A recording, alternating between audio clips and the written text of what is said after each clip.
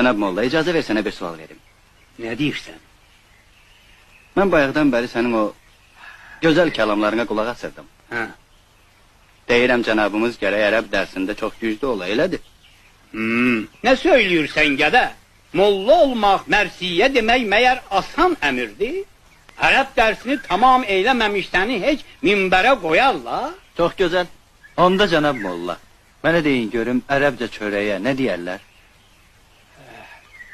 Cavan oğlan, yəqin bunu bilməmiş olmazsan. Ərəbistanda çörək olmaz ki, çörəyə bir ad qoyalar. Orada düyüdən savayı başqa şey yeməzlər. Ha, bəs onda düyüyə nə deyirlər ərəbcə? Hə?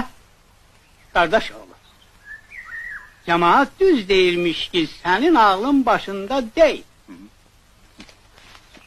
Bəli ya, əgər ağlın başında olsaydı ağaca dırmaşmaz.